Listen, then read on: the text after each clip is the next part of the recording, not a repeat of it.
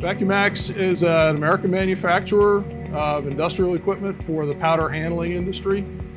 We started in 1954 with the, like all good companies, a solution to a problem. The problem was in the textile mills of North Jersey, where there were safety problems and productivity problems with the old technology with lint and textile products floating around the factory. The problem was that they needed a way to effectively and safely clean that machinery. It is a family business. Our founder was Frank Pendleton.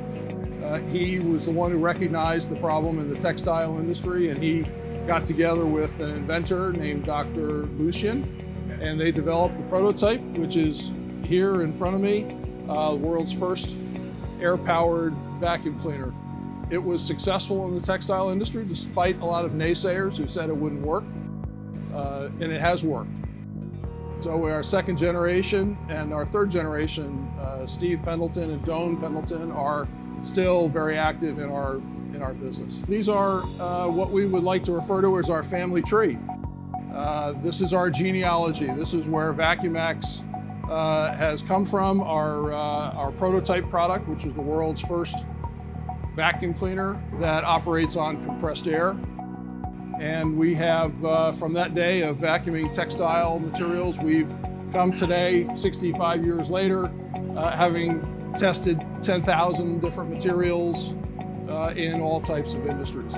Yeah, the fun part of our business is that we are involved in so many different industries that they each pose different problems. In some industries like pharmaceutical or cosmetic, the powder particle sizes are so small that you can't even feel them between your fingertips. And in other industries, the material is highly abrasive, or as in one of our new industries, the 3D printing or additive manufacturing industry, the materials are super heavy, 250, 300 pounds a cubic foot. First thing we do is draw on experience. We consider similar materials that we may have handled in the past or for other similar customers. Then we generate proposals, and we want to test the material. We have a 6,000 square foot test lab, and we encourage customers to send us their material and even to witness testing going on so that we can prove our experience out and give them something that will definitely work. Manufacturing in America is a base of our economy. It's a foundation. And without manufacturing, past economies, other countries that have tried to survive on service have not survived. So manufacturing is a critical part of our economy. It provides good living for people. It allows us to have high quality, and we feel like we're doing the right thing. I think from the top down, we're committed to American manufacturing. There are great products around the world, and some of our competitors come from those overseas locations.